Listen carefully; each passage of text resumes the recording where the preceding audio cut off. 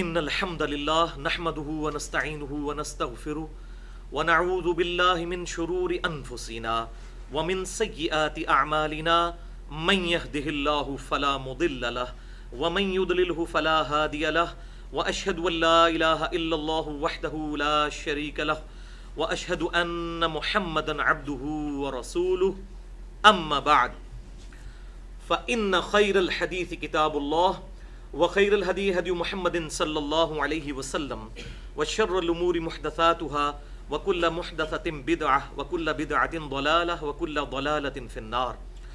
أعوذ بالله السميع العليم من الشيطان الرجيم من همزه ونفخه ونفثه. بسم الله الرحمن الرحيم. رب اشرح لي صدري ويسر لي أمري واحلل عقدة من لساني يفقهوا قولي. بسم الله الرحمن الرحيم.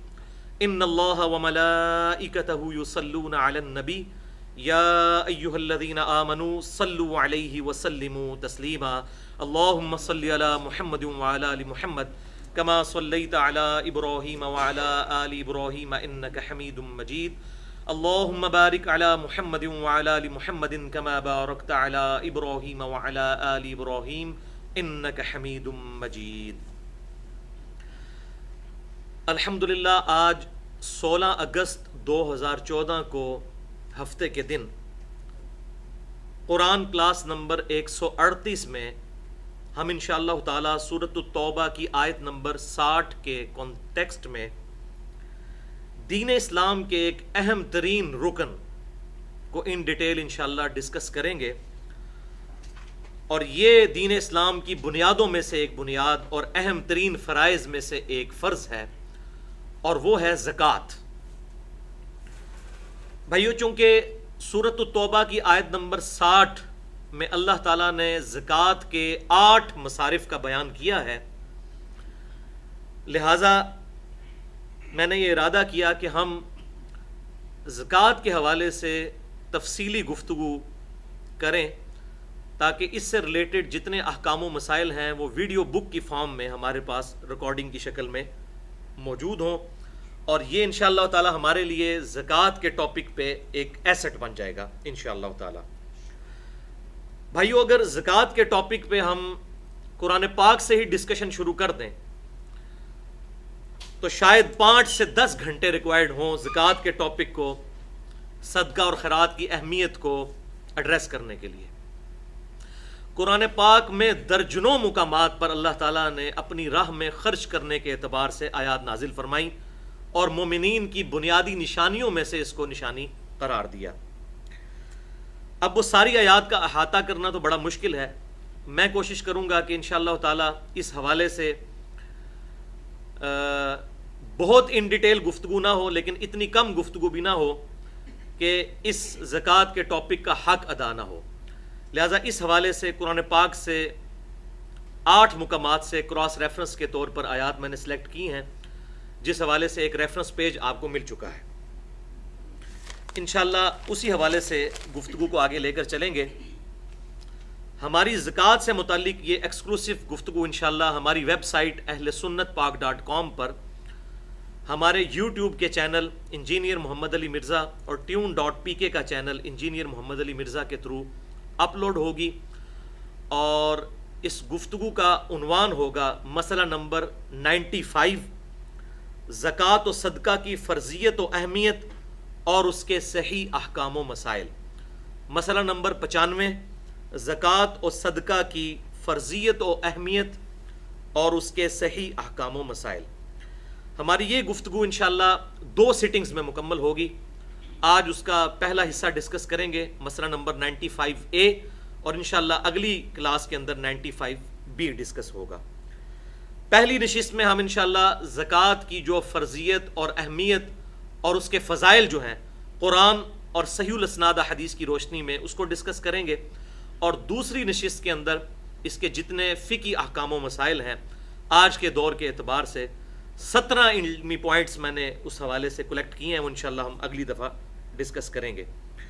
بھائیو، آج کی گفتگو میں جتنی آیات آئیں گی اس حوالے سے آپ کو ریفرنس پیج بھی مل چکا ہے، میں انشاءاللہ ان کے حوالے بھی دے دوں گا.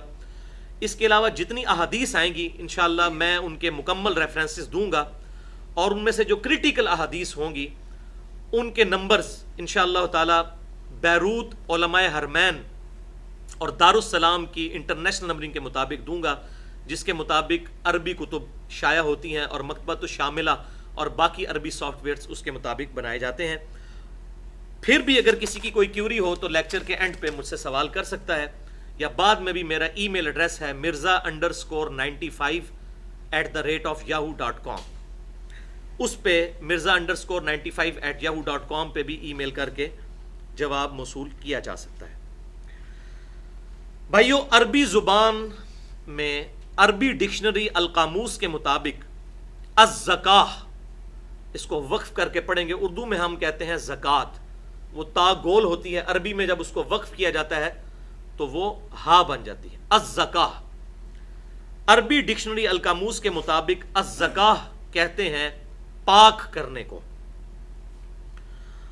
اور شریعت کی اصطلاح میں الزکاہ سے مراد وہ مال ہے جو ہر صاحب استطاعت عاقل اور بالغ مسلمان نے ہر قمری سال میں، لیونر ایئر میں، ایک مرتبہ اللہ کی راہ میں خرچ کرنا ہوتا ہے۔ وہ مخصوص مقدار ہے، وہ انشاءاللہ بعد میں آ جائے گی، اور اس کی برکت سے اللہ تعالیٰ اس کے باقی مال کو پاک کر دیتا ہے، اس کے لیے مال جوڑنا جائز ہو جاتا ہے اگر وہ ہر سال اس کی زکوٰۃ ادا کر دے۔ اسی لیے اسے الزکاہ کہا جاتا ہے، یعنی پاک کرنا، مال کو پاک کرنے کا یہ ذریعہ ہے۔ قرآن و سنت میں الزکاہ کے لیے 3 ٹرمنالوجیز استعمال ہوئی ہیں۔ نمبر 1 الزکاہ، نمبر 2 الصدقہ، اور نمبر 3 الانفاق فی سبیل اللہ، یعنی اللہ کی راہ میں خرچ کرنا۔ اب اپنا ریفرنس پیج آپ سامنے نکال لیجئے، اس پہ جنت کے 8 دروازوں کی نسبت سے جو صحیح مسلم میں صحیح حدیث ہے کہ جو شخص وضو کے بعد اشہد ان لا الہ الا اللہ وحدہ لا شریک لہ واشہد ان محمدًا عبدہ ورسولہ پڑھ لے تو اللہ تعالیٰ جنت کے 8 دروازے اس کے لیے کھول دیتا ہے۔ تو اس 8 کی نسبت سے میں نے قرآن پاک سے 8 کراس ریفرنسز اکٹھے کیے ہیں، ورنہ یہ کراس ریفرنسز تو تقریباً 100 تک بھی اکٹھے کیے جا سکتے تھے، لیکن یہ انشاءاللہ 8 ایسے کرٹیکل ہیں جس سے ہمیں انفاق فی سبیل اللہ، صدقہ اور زکوٰۃ سے متعلق انشاءاللہ اللہ تعالیٰ کی جو اپنے بندے سے چاہت ہے، جو ریکوائرمنٹ ہے، وہ انشاءاللہ کلیئر ہو جائے گی۔ اس میں سب سے پہلا ریفرنس ہے سورۃ التوبہ کی آیت نمبر 103۔ یہ 8 کی 8 کراس ریفرنسز میں نے ایک انٹلیکچوئل ترتیب کے ساتھ جمع کیے ہیں، الل ٹپ ایٹ رینڈم نہیں ہیں، ایک ترتیب کے ساتھ ہیں تاکہ یہ سارا مقدمہ ہمیں سمجھ آ جائے۔ تو پہلی آیت سورۃ التوبہ آیت نمبر 103، اعوذ باللہ السمیع العلیم من الشیطان الرجیم من حمزہ ونفخہ ونفثہ، بسم اللہ الرحمن الرحیم، خذ من اموالہم صدقہ، اے محبوب صلی اللہ علیہ وسلم آپ ان مومنین کے مال میں سے صدقہ وصول کیجئے، زکوٰۃ وصول کیجئے، تطہرہم وتزکیہم بہا، اور پھر آپ صلی اللہ علیہ وسلم اس صدقہ وصول کرنے کی وجہ سے ان کو پاک فرما دیجئے، ان کا تزکیہ کر دیجئے، وصلی علیہم، اور ان کامل مومنین کے لیے دعا بھی کیجئے، یعنی آپ صلی اللہ علیہ وسلم کے صحابہ کرام علیہم رضوان۔ ان صلاتک سکن لہم، بے شک اے محبوب صلی اللہ علیہ وسلم آپ کا ان کے لیے دعا کرنا ان کے دلوں کے سکون کے باعث ہے۔ ظاہر ہے جی، ہر مؤمن کی یہ خواہش ہے کہ اللہ کے محبوب امام کائنات سید الاولین والآخرین شفیع المذنبین رحمت للعالمین سیدنا و مولانا امام اعظم محمد رسول اللہ صلی اللہ علیہ وسلم کی مبارک دعاؤں میں سے اسے حصہ ملے، یہ ہر مؤمن کی خواہش ہے۔ تو اے محبوب صلی اللہ علیہ وسلم اپنے صحابہ کے لیے دعا کیجئے، بے شک آپ کی دعا ان کے دلوں کے سکون کا باعث ہے۔ واللہ سمیع علیم، اور اللہ تعالیٰ سننے والا، علم والا ہے۔ دعا سننے والا اللہ ہے، دعا تو اللہ ہی سے ہوگی، وہی سننے والا ہے اور ہر ذی روح کے معاملات کا علم رکھنے والا ہے۔ دوسرا ریفرنس سورۃ البقرہ آیت نمبر 83، یہ وہ 10 کمانڈمنٹس ہیں جو تورات میں اللہ تعالیٰ نے احکام عشرہ نازل فرمائے، اور انجیل میں بھی، اور اس کا قرآنک ورژن سورۃ الانعام کے اندر بھی آیا، سورہ بنی اسرائیل کے اندر بھی آیا، اور سورۃ التوبہ میں بھی آیا، سورۃ بقرہ میں بھی. یہ سورۃ البقرہ کا وہ پورشن ہے آیت نمبر 83 جس میں اللہ تعالیٰ نے وہ احکام عشرہ 10 کمانڈمنٹس جو بنی اسرائیل کو عطا فرمائیں اور اسی کی کنٹینیوشن پھر مسلمانوں کو بھی امت محمدیہ صلی اللہ علیہ وسلم کو بھی عطا فرمائی. وَإِذْ أَخَذْنَا مِيثَاقَ بَنِي إِسْرَائِيلَ، اور یاد کرو وہ وقت جب ہم نے بنی اسرائیل سے ایک عہد لیا تھا. لا تعبدون الا اللہ، کہ مت پوجنا کسی کو سوائے اس اللہ کے. وبالوالدین احسانا، اور والدین کے ساتھ حسن سلوک کرنا. وذی القربى، اور اپنے قریبی رشتہ داروں کے ساتھ. والیتاما، اور یتیموں کے ساتھ. والمساکین، اور مساکین کے ساتھ. وقولوا للناس حسنا، اور لوگوں سے حسن اخلاق کے ساتھ بات کرنا. یہ وہ آیت کا حصہ ہے جو اکثر آپ دیکھتے ہیں کہ مختلف سلوگنز کے اندر اور کتابوں کے اندر لکھا ہوتا ہے وَقُولُوا لِلنَّاسِ حُسْنًا، لوگوں کے ساتھ حسن اخلاق کے ساتھ پیش آؤ. وَأَقِیمُوا الصَّلَاةَ، اور نماز کو قائم کرنا. وَآتُوا الزَّکَاةَ، اور زکوٰۃ کو ادا کرنا. اس سے یہ بات بھی پتہ چلی کہ زکوٰۃ اگلی امتوں پر بھی فرض تھی. یہ صرف امت محمدیہ صلی اللہ علیہ وسلم کا خاصہ نہیں بلکہ اگلی امتوں پہ بھی یہ فرض تھی. ثم تولیتم، لیکن پھر تم نے رخ پھیر لیا. الا قلیلا منکم، لیکن سوائے چند تم میں سے لوگ تھے جنہوں نے حق بات قبول کی، باقی اکثر لوگ اس عہد سے پھر گئے. وانتم معرضون، اور تم ہے ہی اعراض کرنے والے اے یہود.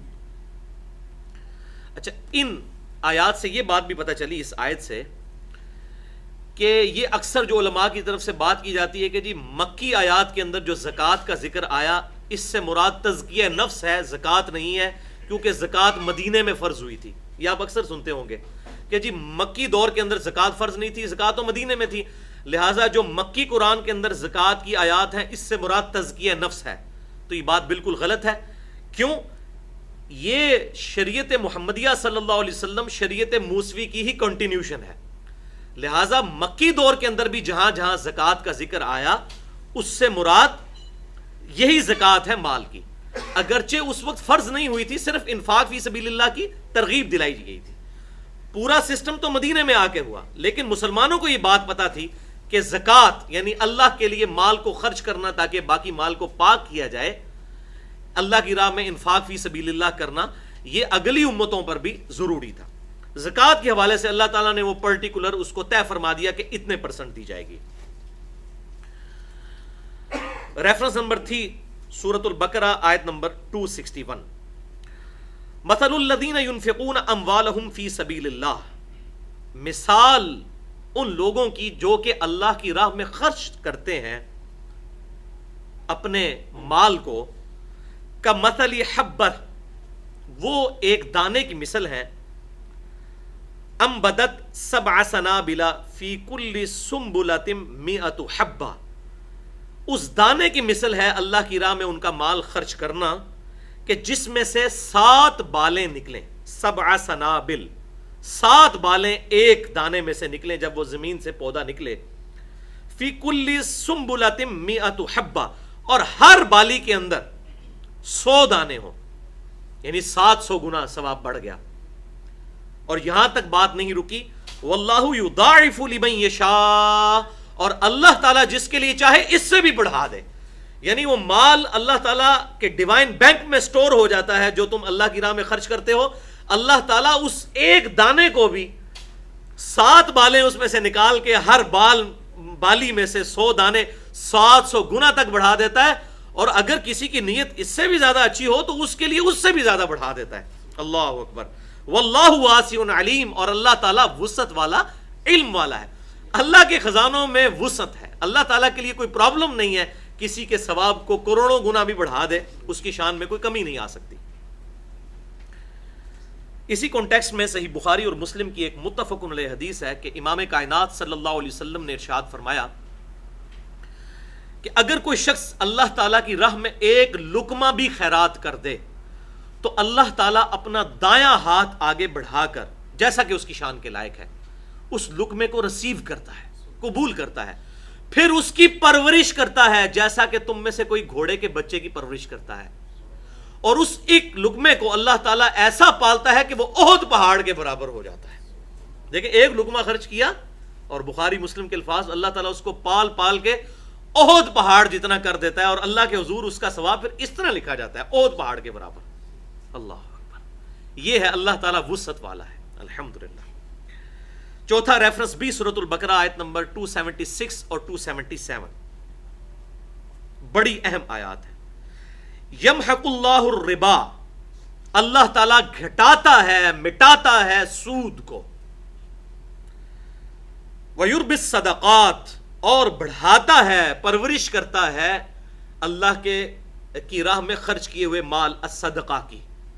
سود کو اللہ تعالیٰ گھٹاتا ہے اور اللہ تعالیٰ صدقے کو بڑھاتا ہے. اس کے دو معنی ہو سکتے ہیں کہ سود جو ہے وہ اللہ تعالیٰ کے نزدیک نیگیٹو ہی میں جاتا ہے اگر اس میں سے کوئی خرچ بھی کر لے, اور جو حلال مال میں سے اللہ کی راہ میں خرچ کیا وہ اللہ تعالیٰ بڑھاتا ہے. اور میں نے بخاری مسلم کی حدیث بھی بتا دی کہ ایک لقمہ بھی احد پہاڑ کے برابر ہو جاتا ہے. احد پہاڑ کوئی چھوٹا سا پہاڑ نہیں ہے, کئی کلومیٹر پہ پھیلا ہوا ہے.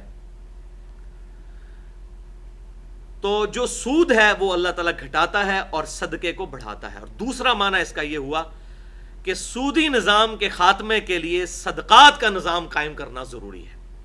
جب تک زکوٰۃ کا نظام اسٹیبلش نہیں ہوگا سود معاشرے سے ختم نہیں ہو سکتا. اس کا ایکویلنٹ اللہ تعالیٰ نے صدقہ اور خیرات رکھا ہے تاکہ اس کے ذریعے غریب لوگوں تک امیروں کا مال پہنچے, نہ کہ یہ کہ امیر ذہنیت یہ ہے کہ انہوں نے جو بچت کی اس کو پھر آگے کھپا دیں اس میں سے سود کھانے کے لیے.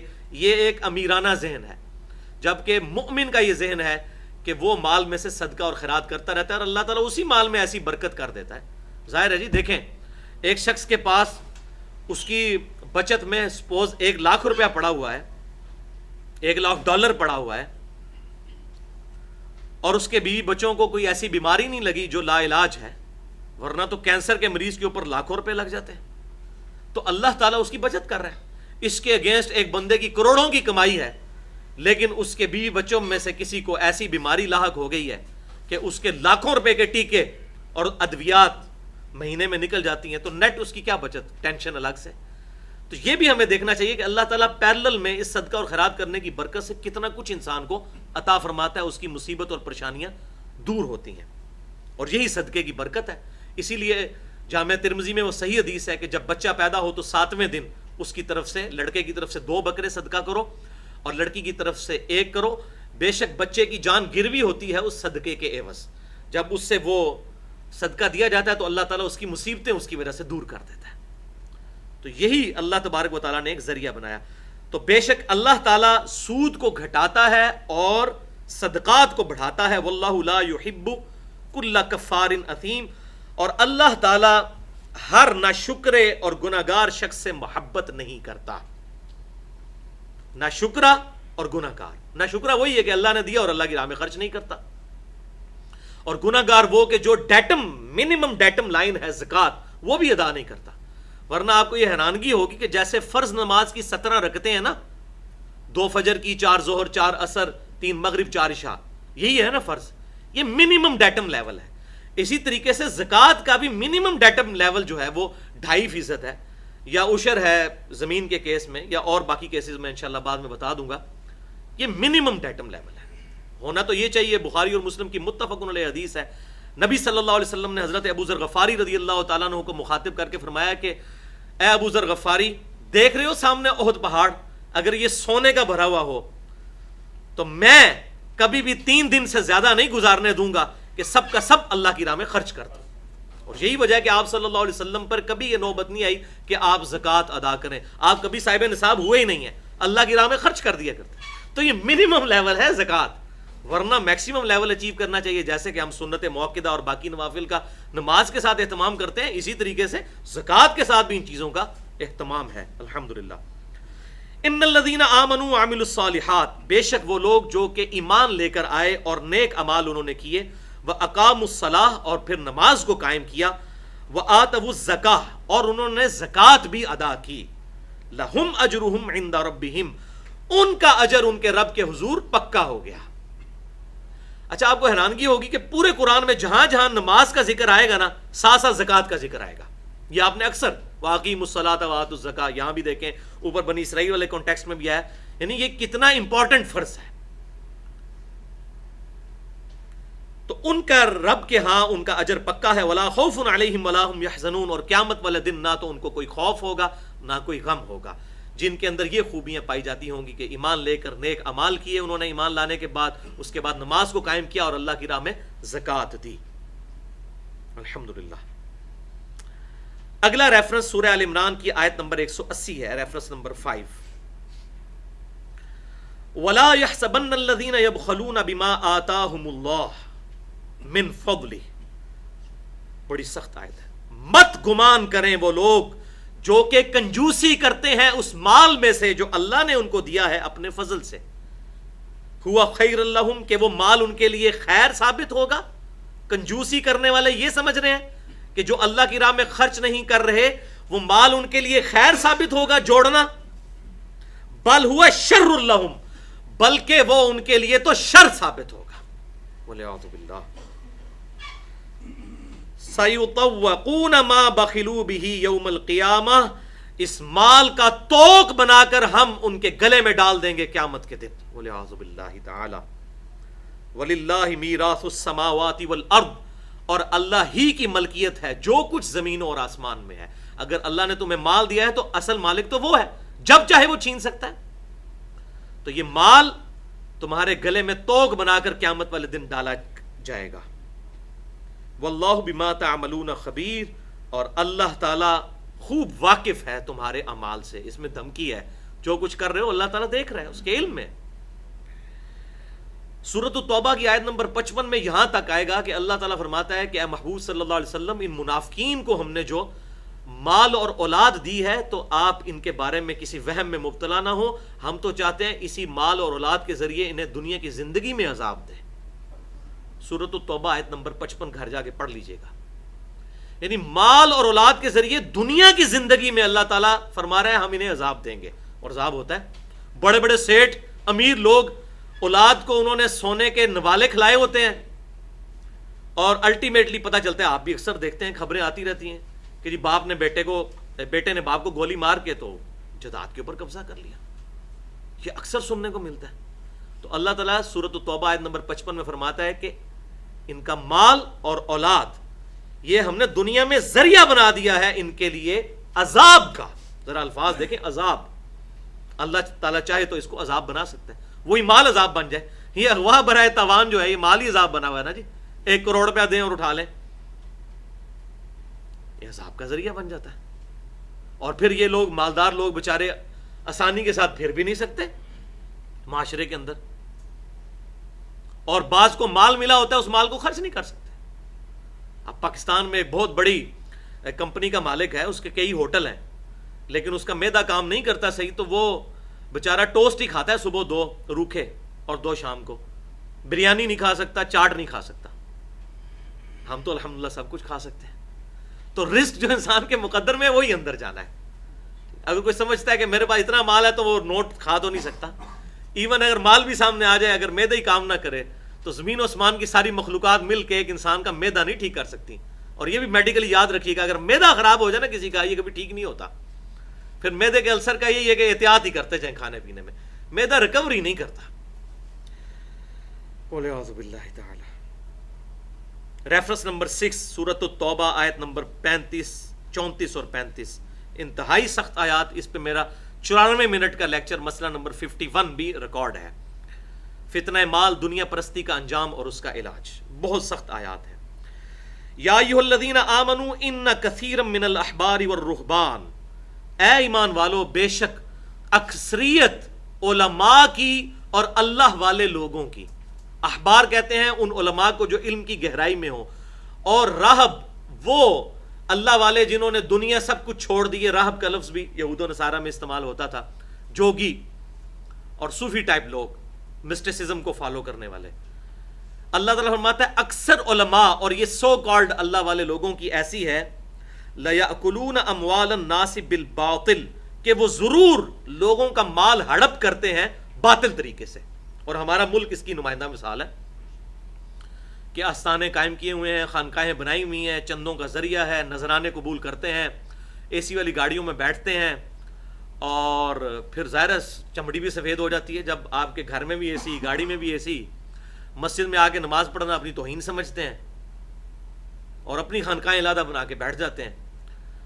تو اکثریت ہمارے انڈیا، پاکستان اور بنگلہ دیش کے کلچر میں ایسی نظر آتی ہے. وَيَصُدُّونَ عَن سَبِيلِ اللَّهِ، اور وہ اللہ کے راستے سے روکتے ہیں. یہ کیسے اللہ والے ہیں جو اللہ کے راستے سے روکتے ہیں؟ کتنی حیران کن بات ہے. یعنی وہ بظاہر تو اللہ کی طرف بلا رہے ہوتے ہیں لیکن اصل میں اپنی پرستش کروا رہے ہوتے ہیں، اللہ کی طرف نہیں لگا رہے ہوتے. وہ یہ کہتے ہیں کہ ہمارے لڑ لگ جاؤ تو ہم انشاءاللہ تعالیٰ قیامت والے دن آپ کو بخشوا لیں گے. جو ہمارا مرید ہو گیا، ہمارے ساتھ اٹیچ ہو گیا، ہم تو اس وقت تک جنت میں نہیں جائیں گے جب تک اتنے لوگوں کو جنت میں ساتھ نہ لے جائیں. وہ یہ کرتے ہیں بیسیکلی، بجائے اللہ کے ساتھ جوڑنے کے اپنی ذات کے ساتھ جوڑتے ہیں، اپنی ذات کو وہ سینٹر بنا لیتے ہیں. یہ پرٹیکولر تو آیات یہود و نصارہ کے علماء کے بارے میں ہے، لیکن تعویل عام کے اعتبار سے ہمارے علماء کے بارے میں بھی ہیں، کیونکہ بخاری اور مسلم کی متفق علیہ حدیث ہے کہ تم میں بھی وہی خرابیاں پیدا ہو جائیں گی، تم بھی اسی راستے پر چل پڑو گے، قدم بقدم، بالشت بر بالشت، جس پہ اگلے لوگ چلے، حتیٰ کہ ان میں سے کوئی گوہ کے سوراخ میں داخل ہوا تو تم لوگ بھی وہی کام کرو گے. تو صحابہ کرام علیہم رضوان نے پوچھا یا رسول اللہ صلی اللہ علیہ وسلم، یہ اگلے لوگوں سے مراد کیا یہود و نصارہ ہیں؟ آپ نے فرمایا اگر وہ مراد نہیں تو اور کون سے لوگ مراد ہیں؟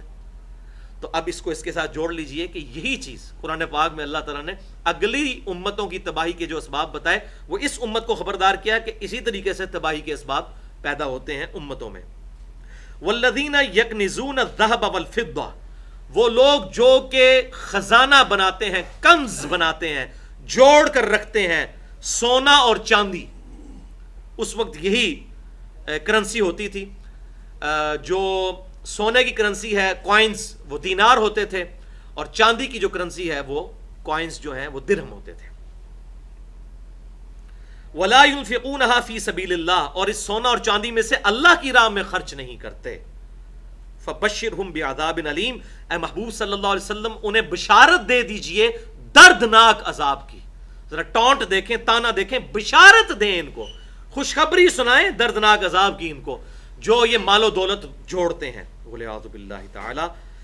آگے گاڑا فتویٰ آ رہا ہے، یوم یحمى علیہا فی نار جہنم، اس قیامت کے دن ہم ان کے اس مال کو، سونا اور چاندی کو تپائیں گے دوزخ کی آگ پر. فتکفى بها جباہہم، پھر ہم داغیں گے اس گرم سونے اور چاندی کے ساتھ ان کے ماتھے، استغفر اللہ، وجنوبہم، اور ان کے پہلو، وظہورہم، اور ان کی پیٹھیں ہم اس مال کے ساتھ گرم کر کے، وہ میٹل سونا جب گرم ہوگا تو اندازہ کوئی کر سکتا ہے، ان کی پہلوؤں کو، ان کی پیشانیوں کو، ان کی پیٹھوں کو داغیں گے اور کہیں گے ھذا ما کنزتم لانفسکم، یہ ہے وہ خزانہ جو کنز بنا کر تم نے رکھا ہوا تھا اپنے آپ کے لیے، اب کام آیا. فذوقوا ما کنتم تکنزون، پس چکھو اب اس خزانے کا وبال جو تم دنیا میں جوڑا کرتے تھے. وَلِعَاذُ بِاللَّهِ تعالی. لیکن یہ بات یاد رکھیے گا، یہ اس خزانے کے لیے ہے جس کی زکوٰۃ نہ دی جائے، کیونکہ اسی آیت کے کانٹیکسٹ میں صحیح بخاری میں حدیث ہے انٹرنیشنل نمبر کے مطابق 4661، سیدنا ابن عمر رضی اللہ تعالیٰ عنہ کا مبارک قول ہے، موقوفاً یہ حدیث ہے کہ انہوں نے فرمایا کہ یہ آیت مبارکہ میں جو مال جوڑنے والے کے لیے وعید سنائی گئی، یہ اس مال جوڑنے والے کے لیے ہے جو زکوٰۃ ادا نہیں کرتا. جب اللہ نے زکوٰۃ کا حکم نازل فرمایا تو اس کے ذریعے اللہ نے باقی مال کو بھی پاک کر دیا، اب مال جوڑنا جائز ہے. اس حوالے سے بخاری اور مسلم میں آپ کو وہ احادیث بھی ملیں گی جس میں سیدنا ابو ذر غفاری رضی اللہ تعالیٰ عنہ اور سیدنا عثمان غنی رضی اللہ تعالیٰ عنہ کا اس معاملے میں اختلاف ہو گیا تھا. تو حضرت ابو ذر غفاری رضی اللہ تعالیٰ عنہ چونکہ زہد میں مسیل عیسیٰ ہیں، جامعہ ترمذی اور مسند احمد کی صحیح حدیث ہے کہ میری امت میں زہد کی مثال حضرت عیسیٰ علیہ السلام کی طرح کی وہ ابو ذر غفاری ہے الحمدللہ. تو وہ مال جوڑنے کو صحابہ کرام علیہ رضوان کے ساتھ بھی جھگڑا کرتے تھے. خصوصاً صحیح بخاری میں آتا ہے حضرت امیر معاویہ رضی اللہ تعالیٰ عنہ کے ساتھ ان کا جھگڑا رہتا تھا مال جوڑنے کے حوالے سے. پھر حضرت امیر معاویہ رضی اللہ تعالیٰ عنہ نے حضرت عثمان غنی کو خط لکھا کہ اس سے تو میری جان چھڑوائیں. پھر انہوں نے ان کو وہاں بلایا، پھر وہاں مدینہ شریف سے بھی نکال دیے گئے. سیدنا علی رضی اللہ تعالیٰ عنہ پھر ان کو رخصت کرنے کے لیے آئے، اور بڑی ان کی جو ہے وہ زہد میں زندگی پھر جنگلوں میں گزری، کیونکہ ان کی وجہ سے فتنہ کھڑا ہو رہا تھا. وہ اصل میں یہ کہتے تھے کہ صحابہ کرام کو یہ کہتے تھے کہ تم تو حضور کے صحبت یافتہ ہو، آپ صلی اللہ علیہ وسلم نے تو کوئی جدادیں نہیں بنائی ہیں، ٹھیک ہے زکوٰۃ سے مال پاک ہو جاتا ہے، لیکن تمہیں یہ زیب نہیں دیتا کہ تم مال جوڑو. تو یہ ان کا سٹانس تھا، تو وہ ان کا اپنا زہد و ورع تھا. لیکن فتویٰ یہی ہے جس پہ سیدنا عثمان غنی رضی اللہ تعالیٰ عنہ نے اتفاق کیا اور باقی صحابہ نے، کہ نہیں، اگر مال جوڑا جائے، اس کی زکوٰۃ دی جائے تو مال پاک ہو جاتا ہے. یہ جائز ہے، اگرچہ یہ پریفریبل نہیں ہے. اب اگلی دو آیات انتہائی جھنجھوڑنے والی آیات ہیں. ریفرنس نمبر 7، سورۃ التغابن، آیت نمبر 15 سے لے کر 17 تک. انما اموالکم و اولادکم فتنہ، بے شک تمہارا مال اور اولاد تمہارے لیے فتنہ ہے، آزمائش ہے، ٹیسٹ کا ذریعہ ہے. یہ فتنہ پنجابی والا نہیں ہے، یہ عربی والا فتنہ ہے کہ اس کے ذریعے اللہ تعالیٰ تمہیں آزمائش میں مبتلا کرے گا. واللہ عندہ اجر عظیم، اور یہ بھی یاد رکھو کہ اللہ کے پاس اجر عظیم ہے، یعنی مال اور اولاد تمہیں اللہ کی راہ سے غافل نہ کر دے. فاتقوا اللہ ما استطعتم، اللہ کا تقوی اختیار کرو، جتنی تمہاری طاقت ہے پوری صرف کر دو. واسمعوا واطیعوا، اور سنو اور اطاعت کرو. سمعنا واطعنا یہ مومنین کی نشانی ہے. وانفقوا خیرا لانفسکم، اور اللہ کی راہ میں خرچ کرو، یہی تمہارے نفسوں کے لیے بہتر ہے. اور بڑی زبردست گولڈن کوٹ آنے لگا، یونیورسل ٹروتھ اللہ کا. ومن یوق شح نفسی، اور جو نفس کے لالچ سے بچا لیا گیا، فاولئک هم المفلحون، تو یہی ہیں فلاح پانے والے. یہ زبردست آیت ہے، جو نفس کے لالچ سے بچا لیا گیا وہی ہیں فلاح پانے والے. اللہ اکبر. سورہ آل عمران کی آیت نمبر 92 میں ہی آتا ہے، لن تنالوا البر حتى تنفقوا مما تحبون، چوتھے پارے کی یہ پہلی آیت ہے. ہرگز تم نیکی کے اعلیٰ درجے کو نہیں پہنچ سکتے جب تک کہ اپنی پسندیدہ چیزیں اللہ کی راہ میں خرچ نہ کر دو. تو اللہ تعالیٰ فرما رہا ہے جو نفس کے لالچ سے بچا لیا گیا وہی کامیاب ہے. اب یہ پورا فلسفہ اسلام کا موجود ہے اس کے اندر. ان تقرضوا اللہ قرضا حسنا، دیکھو اگر تم اللہ کو قرض حسنا دو گے، اللہ کی راہ میں خرچ کرو گے، قربان جاؤں میرے مالک کہہ رہا ہے کہ تم مجھے قرض دے رہے ہو، میں مقروض ہوں تمہارا. اگر تم میری راہ میں خرچ کر رہے ہو تو میں تمہارا مقروض ہو گیا. اگر تم اللہ کو قرض حسنا دو گے، یضاعف لکم ویغفر لکم، تو اللہ تعالیٰ بڑھا کر تمہیں وہ قرض لوٹائے گا اور تمہاری مغفرت بھی کر دے گا. یہ جتنا مال اللہ کی راہ میں تم بھیج رہے ہو، یہ اللہ تعالیٰ کے ڈیوائن بینک میں سٹور ہو رہا ہے. اللہ تعالیٰ اس کو قرض سمجھ کے لے رہا ہے، حالانکہ دیکھیں دیا ہوا اسی کا ہے، لیکن اللہ تعالیٰ اپنے بندوں پر کتنا شفیق ہے. وہ کہتا ہے مجھے دو گے تو یہ میرے ذمہ قرض ہے، میں اس کو کئی گنا کر کے لوٹاؤں گا جنت کی شکل میں، اور تمہاری مغفرت بھی کر دوں گا. واللہ شکور حلیم، اور اللہ تعالیٰ قدردان ہے اور برداشت کرنے والا ہے. کیا بات ہے، یعنی تمہارے مال کی قدر کرے گا. تم اگر اللہ کی راہ میں خرچ کرو گے اللہ بڑی قدر کرے گا، اس کو بڑھا چڑھا کر تمہیں واپس کرے گا. اور حلم والا ہے، برداشت کرنے والا ہے. جو لوگ اس کی راہ میں خرچ نہیں کرتے، اس کی نافرمانیاں کرتے ہیں، اس کے باوجود وہ ان کو دیتا ہے. بھوکا نہیں کسی کو سونے دیتا. اللہ اکبر. اور آخری ریفرنس نمبر 8، سورۃ المنافقون، آیت نمبر 11، 10 اور 11. بہت سخت آیت ہے یہ. وَأَنفِقُوا مِمَّا رَزَقْنَاكُمْ، اور خرچ کرو اللہ کی راہ میں جو اللہ نے تمہیں دیا، اسی کے دیے میں سے خرچ کرو.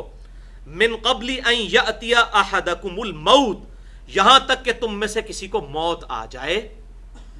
فیقول ربی لولا اخرتنی الی اجل قریب، اور وہ یہ کہنا شروع کر دے اے اللہ تو نے مجھے تھوڑی سی مہلت کیوں نہیں دے دی موت سے پہلے، تھوڑی سی مہلت دے دیتا.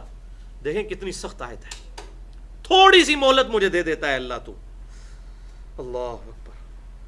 فاصدق واکن من الصالحین، تو میں بھی اللہ کی راہ میں خرچ کر کے نیکوکاروں میں شامل ہو جاتا. اے اللہ تو نے مجھے تھوڑی سی مہلت دے دی ہوتی تو میں بھی صدقہ کرتا. اب یہ دیکھیں نزا کے عالم کا ذکر آیا. خرچ کرو اللہ کی راہ میں اس دن سے پہلے کہ تم میں سے کسی کی موت کا وقت قریب آ جائے اور وہ کہے یا اللہ مجھے تھوڑی سی مہلت اور دے دے، میں تیری راہ میں خرچ کر کے نیکوکاروں میں شامل ہو جاؤں. اب اللہ کی طرف سے جواب بھی سن لیں.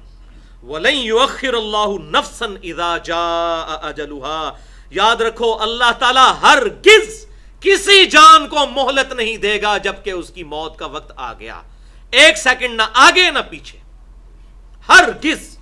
وَلَن ہرگز نہیں دے گا مہلت جب کسی کی موت کا وقت قریب آ گیا. واللہ خبیر بما تعملون، اور اللہ تعالی خبردار ہے، خبر رکھنے والا ہے جو اعمال تم کر رہے ہو. والعیاذ باللہ تعالی. بھائیو، اسی کانٹیکسٹ میں نے 94 منٹ کی گفتگو کی ہے اہل سنت پاک .com پر، مسئلہ نمبر 51 کے نام سے 94 منٹ کی گفتگو.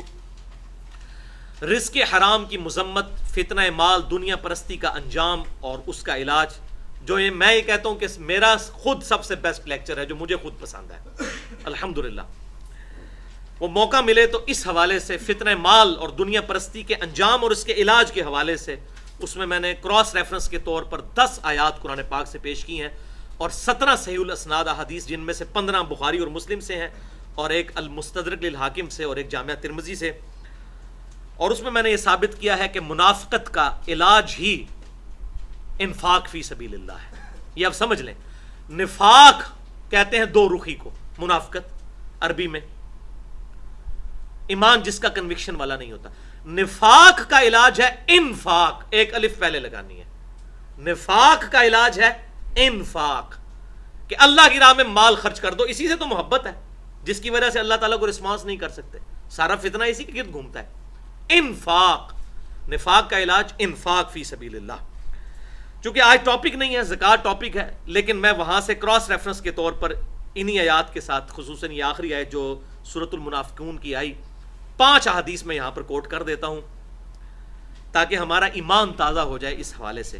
پہلی حدیث صحیح بخاری اور صحیح مسلم کی متفق علیہ حدیث ہے کہ آپ صلی اللہ علیہ وسلم نے ارشاد فرمایا، ابن آدم کے پاس، آدم کی اولاد کے پاس اگر 2 وادیاں ہوں مال و دولت کی بھری ہوئی تو وہ تمنا کرے گا مجھے تیسری بھی مل جائے. اس کا پیٹ صرف قبر کی مٹی بھرے گی. والعیاذ باللہ تعالی. دوسری حدیث صحیح مسلم کی، آپ صلی اللہ علیہ وسلم نے تلاوت کی، الہاکم التکاثر حتی زرتم المقابر، تمہیں کثرت مال کی لالچ نے ہلاک کیا یہاں تک کہ تم نے قبروں کا منہ جا دیکھا. پھر آپ صلی اللہ علیہ وسلم نے ارشاد فرمایا، انسان کہتا ہے میرا مال میرا مال میرا مال، جبکہ اے انسان تیرا مال تو وہ ہے جو تو نے کھا پی لیا یا پہن کر بوسیدہ کر دیا یا اللہ کی راہ میں خرچ کر کے آخرت کے لیے ذخیرہ کر لیا. یہی تیرا مال ہے. جو پیچھے چھوڑ دیا وہ تو تیرے ورثاء کا مال ہے. اللہ. تیسری حدیث بھی صحیح بخاری اور مسلم کی متفق علیہ حدیث ہے کہ آپ صلی اللہ علیہ وسلم نے فرمایا کہ میت کے ساتھ 3 چیزیں ہوتی ہیں، 2 پیچھے رہ جاتی ہیں، ایک ہی ساتھ جاتی ہے. پیچھے رہنے والے اس کے رشتہ دار اور مال و دولت ہے، اور اس کی قبر میں ساتھ جانے والے اس کے اعمال ہیں جو اس نے عمل کیے. اللہ. چوتھی حدیث جامعہ ترمذی کی مشہور حدیث، آپ صلی اللہ علیہ وسلم نے ارشاد فرمایا، ہر امت کا کوئی نہ کوئی فتنہ ہے اور میری امت کا فتنہ مال ہے.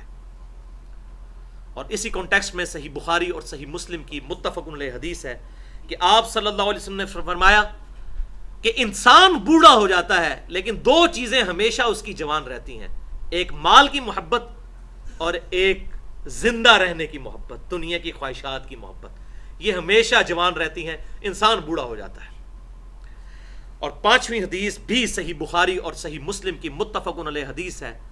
آپ صلی اللہ علیہ وسلم نے دعا کرتے ہوئے عرض کی، اے اللہ محمد اور آل محمد صلی اللہ علیہ وآلہ وسلم کو بس اتنا ہی رزق دینا کہ ان کی روح اور جسم کا رشتہ برقرار رہے.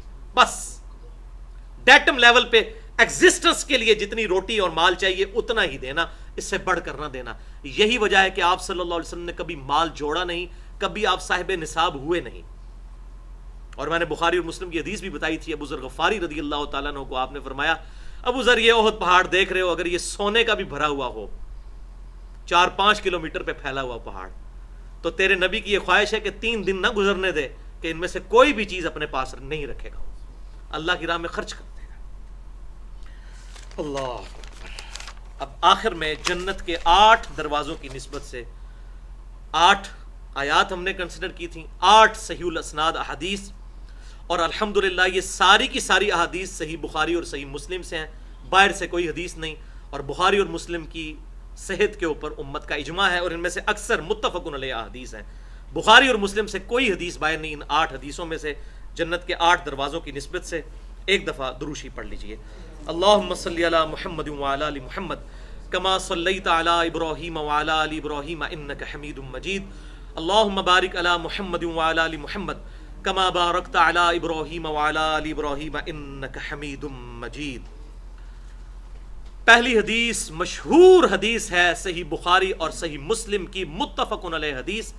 صحیح بخاری میں انٹرنیشنل نمبر کے مطابق 8 نمبر اور مسلم میں 93 اور 113 نمبر حدیث، کہ آپ صلی اللہ علیہ وسلم نے ارشاد فرمایا، یہ وہ حدیث جبریل بھی ہے جو جبریل علیہ السلام انسانی شکل میں آپ صلی اللہ علیہ وسلم کے سامنے آئے اور سوالات کیے۔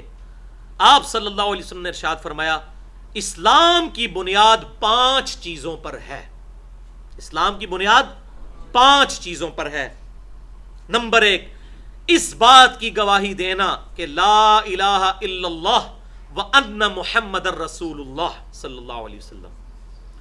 اس حدیث سے یہ کلمہ بھی پتہ چل گیا۔ یہ اکثر جو اہل بدعت ہیں، اہل سنت پہ اعتراض کرتے ہیں، جی کلمہ کدھر لکھا ہوا؟ جی کلمہ حدیث میں کہیں لکھا ہی نہیں ہوا۔ تو بخاری اور مسلم میں نے دونوں کا حوالہ دے دیا، اور مسلم کی پہلی حدیث ہی یہی ہے، کتاب الایمان چیپٹر میں۔ پہلا تو مقدمہ ہے نا، اس کے بعد جب صحیح مسلم شروع ہوتی ہے تو پہلی حدیث 93 نمبر یہی ہے کہ اس بات کی گواہی دینا لا الہ الا اللہ وان محمد الرسول اللہ۔ یہ انا تاکید کے لیے ہے کہ اللہ کے سوا کوئی معبود نہیں، اور یہ کہ محمد صلی اللہ علیہ وسلم اس کے رسول ہے۔ تو وہ کہتے ہیں نہیں، انا بیچ میں آ گیا ہے نا، لہٰذا یہ اب کلمہ نہیں ہے۔ خدا کے لیے کیا مینٹل کوئی آدمی ہوگا تو وہ اس قسم کی بات کرے گا۔ میں بھی آپ کو اگر کوئی مسلمان آئے گا تو وہ پوچھے گا جی مسلمان میں کیسے ہوں، تو میں کہوں گا بھائی 2 باتوں کی گواہی دینی ہے، لا الہ الا اللہ کہنا ہے اور محمد رسول اللہ کہنا ہے۔ اب اور بولنے سے وہ کلمہ تو نہیں چینج ہو گیا، لا الہ الا اللہ محمد رسول اللہ وہاں موجود ہے۔ انا چونکہ تاکید کے لیے آیا تو عربی لنگوسٹک کا قاعدہ ہے کہ انا جو ہے وہ 2 پیش کو 2 زبر بنا دیتا ہے، اسی لیے وہ انا محمد رسول اللہ ہو گیا، ورنہ ہے محمد رسول اللہ۔ وہ انا کی وجہ سے عربی لنگوسٹک ہے، تو اصل لفظ ہے محمدن۔ اور اسی طریقے سے اگر الا آ جائے حروف جار میں سے تو وہ آگے زیر دیتا ہے، اسی لیے ہم کہتے ہیں اللہم صلی علی محمدن، حالانکہ لفظ ہوتا ہے محمدن، تو وہ 2 پیش 2 زیر بن جاتے ہیں الا کی وجہ سے۔ تو انا کی وجہ سے 2 زبر بن جاتے ہیں، الا کی وجہ سے 2 زیر بن جاتے ہیں، عربی لنگوسٹک ہے، ورنہ کلمہ اس حدیث کے اندر بخاری اور مسلم دونوں میں موجود ہے۔ لہذا یہ جو انہوں نے چوہا چھوڑا ہوا تھا جی کلمہ ثابت کوئی نہیں، کلمہ ثابت کوئی نہیں، اور وہ مطلب یہ مسلمان یہ بات کر رہا تھا جی کلمہ ثابت، ان سے کیوں پڑھتے ہو نہیں ثابت ہے، دیکھیں مذاق اڑاتے ہیں۔ تو یہ بھی ثابت ہے، اور بخاری اور مسلم میں دوسرے کلمات بھی ہیں، اشہد ان لا الہ الا اللہ وحدہ لا شریک لہ واشہد ان محمدا عبدہ ورسولہ، یہ دونوں کلمات درست ہیں۔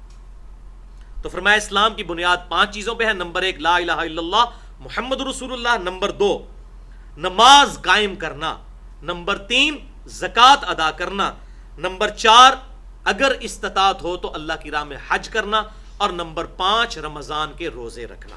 یہ مشہور حدیث ہے جس میں 5 فرائض الحمدللہ ذکر ہوئے۔ دوسری حدیث بھی صحیح بخاری اور مسلم کی متفقن علیہ حدیث ہے۔ صحیح بخاری میں 1397، مسلم میں 107۔ آپ صلی اللہ علیہ وسلم کی خدمت میں ایک دیہاتی شخص، ایک پینڈو عرابی شخص حاضر ہوا، اور اس نے کہا یا رسول اللہ صلی اللہ علیہ وسلم مجھے کوئی ایسا عمل بتائیں کہ میں جنت میں داخل ہو جاؤں۔ آپ بھی چاہتے ہیں، میں بھی چاہتا ہوں۔ تو آپ صلی اللہ علیہ وسلم نے ارشاد فرمایا کہ اللہ کی عبادت کرو اور اس کی عبادت میں کسی کو شریک نہ ٹھہراؤ۔ اور پھر آپ صلی اللہ علیہ وسلم نے 4 مزید باتیں ارشاد فرمائی، ٹوٹل 5 باتیں ارشاد فرمائی، جو یہ پہلی میں نے بیان کر دی۔ دوسری فرمایا فرض نماز کو قائم کرو، اس میں الفاظ ہیں فرض نماز کو، خالی نماز نہیں، فرض نماز کو قائم کرو۔ نمبر 3 فرض زکوٰۃ کو ادا کرو، وہ منیمم ٹیٹم لیول۔ اور نمبر 4 رمضان کے روزے رکھو۔ اس میں حج کا ذکر نہیں، کیونکہ اس وقت تک حج فرض نہیں ہوا تھا، حج کی فرضیت بعد میں آئی، وہ باقی حدیث میں مل گیا۔ تو آپ صلی اللہ علیہ وسلم کی جب یہ بات سنی تو اس دیہاتی شخص، سیدھا سادہ پینڈو آدمی تھا، اس نے کہا یا رسول اللہ صلی اللہ علیہ وسلم آپ نے جتنا بتایا نا اس سے زیادہ میں نے کوئی نہیں کرنا، جتنا آپ نے بتا دیا، نہ میں اس سے زیادہ کروں گا نہ اس سے کم۔ اور یہ بات کہہ کے وہ وہاں سے چلا گیا۔ آپ صلی اللہ علیہ وسلم نے ارشاد فرمایا اگر کسی شخص نے کسی جنتی کو دیکھنا ہو تو اس شخص کو دیکھ لو۔ اچھا، اس حدیث کی وجہ سے ایک بہت بڑا ٹروتھ ریویلڈ ہوا ہے جو علماء کہنے سے ڈرتے ہیں، لیکن میں ڈرتا نہیں ہوں اللہ کے سوا کسی سے. میں حق بات آپ کو بتاؤں گا چاہے کسی کو بری لگے، کہ اس میں آپ صلی اللہ علیہ وسلم نے منیمم ڈیٹم لیول صرف فرض نماز کو قرار دیا ہے، سنتیں اور نوافل اس میں شامل نہیں ہیں. اور فرض زکات اگر کوئی زیادہ دیتا ہے تو دے. لہذا اس حدیث کے تحت الحمدللہ بالکل یہ واضح ہو گیا، ٹروتھ ریویلڈ ہو گیا کہ نماز جو آپ پہ فرض ہے وہ صرف 17 رکھتے ہیں، جس پہ اہل سنت اور اہل تشیع پوری دنیا کے مسلمانوں کا اجماع ہے. 2 فجر کی رکھتے ہیں، 4 ظہر، 4 عصر، 3 مغرب، 4 عشاء، یہ 17 رکھتے ہیں، دن رات میں بنتی ہیں. بس یہی منیمم نماز ہے جو اللہ تعالیٰ کو ریکوائرڈ ہے ایک مومن سے. اور آپ نے حدیث سنی، اس نے کہا میں اس سے زیادہ نہیں پڑھوں گا، تو پھر بھی حضور نے کہا جنت میں چلے جاؤ گے، جنت میں جانے سے کوئی نہیں روک سکتا. اور منیمم فرض زکات وہی 2.5%، اگر وہ کرنسی پہ ہو یا سونے کے اوپر یا چاندی کے اوپر. باقی اونٹ، گائے اور بکریوں کے لیے علیحدہ سے نصاب ہے. انشاءاللہ میں اگلی دفعہ ڈیٹیل سے، بڑا انٹرسٹنگ لیکچر ہے وہ، 17 علمی پوائنٹس میں نے اسی 17 کی نسبت سے وہ تیار کیے ہیں، چونکہ دن رات میں 17 رکھتے ہیں فرض، تو وہ 17 علمی پوائنٹس انشاءاللہ میں اگلی دفعہ ڈسکس کروں گا. تو اس سے یہ بات پتہ چلی کہ بعض لوگ بیچارے بڑے مصروف ہوتے ہیں، ان کے لیے نماز پڑھنا بڑا مشکل ہوتا ہے، اور مولوی اس کو عشاء کی وہ 17 رکھتے ہیں بتا رہا ہوتا ہے، اور وہ زور کی 12 رکھتے ہیں بتا رہا ہوتا ہے، تو وہ سن کے ہی بھاگ جاتا ہے. تو مجھ سے کوئی اگر اس قسم کے مصروف لوگ جب کوئی بات پوچھتے ہیں تو میں کہتا ہوں بھائی 17 رکھتے ہیں منیمم ڈیٹم لیول، جنت میں جانے کے لیے وہ کافی ہے. 2 فجر، 4 ظہر، 4 عصر، 3 مغرب اور 4 عشاء. لیکن ایک حدیث ہے جو سنن نبی داؤد میں اور مسند امام احمد میں صحیح سند کے ساتھ موجود ہے، اور مشکات المصابی میں بھی انٹرنیشنل نمبرنگ کے مطابق 1330 اور 1331 نمبر ہے، کہ آپ صلی اللہ علیہ وسلم نے ارشاد فرمایا قیامت والے دن سب سے پہلا سوال نماز کے بارے میں ہوگا. جس کی نماز درست نکل آئی اس کے باقی معاملات آسان ہوتے چلے جائیں گے، اور جس کی فرض نماز میں اگر کوئی کمی نکل آئی تو اللہ تعالیٰ فرشتوں سے فرمائے گا دیکھو میرے بندے کے اگر کوئی نفل نمازیں موجود ہیں تو ان کے ذریعے اس کے فرائض کی کمی پوری کر دو. تو نفل پڑھے ہوں گے، سنت موقدہ پڑھی ہوں گی تو کمی پوری ہوگی نا. اور پھر اللہ تبارک و تعالیٰ اس کے ساتھ عافیت کا معاملہ فرمائے گا. اور پھر آپ صلی اللہ علیہ وسلم نے فرمایا نماز کے بعد اگلا پھر سوال زکوٰۃ کے بارے میں ہوگا. اندازہ کریں یہ کتنی امپورٹنٹ چیز ہے. اچھا، بخاری اور مسلم کی ایک اور حدیث ہے کہ قیامت والے دن سب سے پہلے قتل کے مقدمے کا فیصلہ ہوگا. تو اس میں تطبیق اور آپٹیمل سولوشن یہ ہے کہ حقوق العباد میں سب سے پہلے قتل کے مقدمے کا فیصلہ ہوگا، اور حقوق اللہ میں سب سے پہلے نماز اور زکوٰۃ کا فیصلہ ہوگا.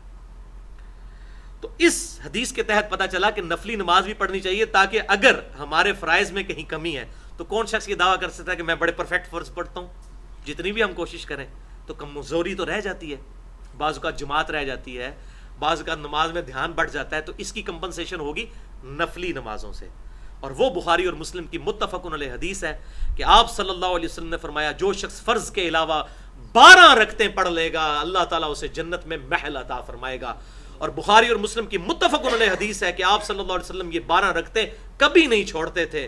پھر امہات المومنین سیدہ ام حبیبہ رضی اللہ تعالیٰ عنہ اور سیدہ عائشہ رضی اللہ تعالیٰ عنہ نے اور سیدہ ام سلمہ رضی اللہ تعالیٰ عنہ نے بیان کیا کہ وہ 12 رکعتیں ہیں 2 فجر سے پہلے، 4 ظہر سے پہلے، 2 ظہر کے بعد، 2 مغرب کے بعد، 2 عشاء کے بعد. یہ 12 رکعتیں بنتی ہیں. تو یہ 12 رکعتیں ہم پڑھیں گے تو انشاءاللہ ہمارے فرائض کی کمپنسیشن بھی ہوگی. اور اس کے علاوہ ایک اور نماز سنت موقدہ ہے، اور وہ وتر کی نماز ہے. اس کی بہت زیادہ تاکید ہے. ایون وہ جو وتر کی نماز ہے اور سنت موقدہ فجر کی، یہ آپ صلی اللہ علیہ وسلم نے کبھی سفر میں بھی نہیں چھوڑی. فجر کی 2 سنتیں اور عشاء کے وتر، وہ آپ 5 بھی پڑھ سکتے ہیں، 3 بھی پڑھ سکتے ہیں اور 1 بھی پڑھ سکتے ہیں. بلکہ 13 تک پڑھنا آپ صلی اللہ علیہ وسلم سے ثابت ہے. وہ انشاءاللہ کبھی موقع ملا تو میں وتر کے حوالے سے بھی گفتگو کروں گا.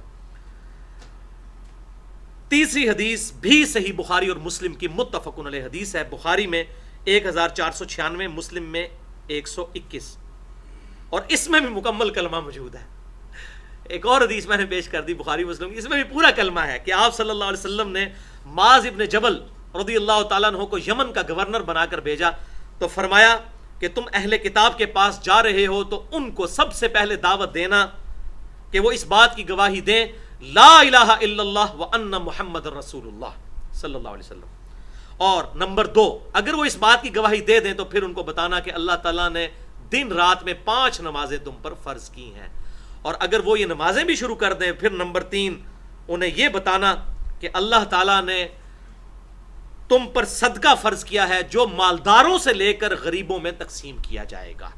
ظاہر صاحب استطاعت جو مالدار ہوگا وہی صدقہ دے گا، فرض صدقہ زکوٰۃ. اور نمبر 4، اگر وہ یہ زکوٰۃ کے اوپر بھی مان جائیں، پھر جب تم ان سے زکوٰۃ وصول کرنا، اور اس وقت پرٹیکولرلی یہ اونٹ اور بکریاں اور گائے اس قسم کی چیزیں وصول کی جاتی تھی، تو آپ نے فرمایا معاذ یاد رکھنا لوگوں کے اچھے مال ان سے نہ لینا. یہ نہ ہو کہ مطلب اونٹ 10 ہیں تو اس میں سے کوئی ایک لینا ہے تو سب سے اچھے والا اونٹ لے لینا، ایسا نہ کرنا. ٹھیک ہے، لوگوں کا اچھا مال نہ لینا تاکہ ان کی اسلام کے ساتھ وابستگی رہے. تم ان میں سے اچھا مال ان کا نہ لینا. اور 5ویں بات آپ نے ارشاد فرمائی مظلوم کی بد دعا سے بچنا، اور معاذ یاد رکھنا اللہ تعالیٰ اور مظلوم کے درمیان کوئی پردہ نہیں ہے. کسی کا ظلم نہ کرنا. گورنر تو میں تمہیں بنا کے بھیج رہا ہوں، رعایا کے ساتھ اس نے سلوک کرنا. اب دیکھ لیں آج کے حکمرانوں کو یہ سوچنا چاہیے کہ مظلوم کی بد دعا اور اللہ کے درمیان کوئی حجاب نہیں. اس بخاری و مسلم کے الفاظ ہیں حدیث کے. دنیا میں عذاب نہ ہے تو آخرت میں تو بڑا پکا عذاب ہے، ولیعوذ باللہ تعالی. 4تھی حدیث بھی بخاری اور مسلم کی متفق علیہ حدیث ہے. بخاری میں 1399، مسلم میں 124، کہ جب آپ صلی اللہ علیہ وسلم کی وفات ہوئی تو عرب کے کچھ قبائل مرتد ہو گئے. یہ حدیث کے الفاظ ہیں. ظاہر انہوں نے دیکھا کہ آپ صلی اللہ علیہ وسلم فوت ہو گئے ہیں، حضرت ابوبکر صدیق رضی اللہ تعالیٰ عنہ کو خلیفہ چنا گیا تو وہ اسلام سے ہی پھر گئے. اور یہی وہ لوگ ہیں جن کے بارے میں بخاری اور مسلم کی متفق علیہ حدیث ہے، جو میں نے مسئلہ نمبر جو 94 پچھلا گزرا سورۃ التوبہ کے حوالے سے مومنین صحابہ اور جو منافقین ہیں ان کے حوالے سے ڈیٹیل گفتگو کی ہے. اس میں یہی وہ لوگ ہیں جن کو حوض کوثر پہ حضور کہیں گے اصحابی اصحابی، یہ میرے صحابہ ہیں، یہ میرے صحابہ ہیں. تو آپ کو بتایا جائے گا، آپ کے ان کے درمیان دیوار کھڑی کر دی جائے گی اور بتایا جائے گا اے اللہ کے محبوب صلی اللہ علیہ وسلم، آپ کی وفات کے بعد یہ دین سے الٹے قدم پھر گئے تھے اور انہوں نے دین میں بدعتیں جاری کر دی تھیں. پھر آپ صلی اللہ علیہ وسلم فرماتے ہیں میں کہوں گا سحقن سحقن لمن غیر بعدی، سحقن سحقن لمن بدل بعدی، ان پر پھٹکار ہو، ان کو مجھ سے دور کر دو جنہوں نے میری وفات کے بعد میرا دین بدل دیا. تو یہ وہ بیسیکلی لوگ ہیں جو مرتد ہو گئے. دیکھیں جیسے ہی آپ صلی اللہ علیہ وسلم کی وفات ہوئی، مرتد وہی ہوتا ہے جو پہلے قانوناً صحابی تھا، اسلام قبول کیا ہوا تھا. اسی لیے اہل سنت کے نزدیک صحابی کی تعریف وہ ہے کہ جس نے آپ صلی اللہ علیہ وسلم کو ایمان کی حالت میں دیکھا، آپ کی صحبت کی، پھر مرتے دم تک ایمان پر قائم رہا. اگر قائم نہیں رہا تو پہلے صحابی تھا بعد میں مرتد ہو گیا. اس طریقے سے مسلمہ کذاب کے ساتھ لوگ مل گئے، جھوٹے پیغمبر کے ساتھ. پھر سیدنا ابوبکر صدیق کو ان کے خلاف قتال کرنا پڑا، اور اس کی پیشن گوئی آپ نے پہلے ہی کر دی تھی. جامعہ ترمذی، ابو داؤد اور ابن ماجہ کی حدیث ہے، آپ صلی اللہ علیہ وسلم نے فرمایا تم میرے بعد بہت اختلاف دیکھو گے، اس وقت دین میں نئی نئی بدعتوں سے بچنا، اور علیکم بسنتی و سنت الخلفاء الراشدین المہدیین، میری سنت اور میرے خلفاء راشدین مہدیین ہدایت یافتہ خلفاء کی سنت کو لازم پکڑ لینا. تو صحابہ کرام کو یہ بات پتہ تھی کہ ہم نے مولا ابو بکر رضی اللہ تعالیٰ عنہ کا ساتھ دینا ہے ان مرتدین کے مقابلے پر. تو یہ بخاری و مسلم کے الفاظ تھے کہ جب عرب قبائل مرتد ہو گئے تو سیدنا ابو بکر نے ارادہ کیا کہ میں ان کے ساتھ قتال کروں گا.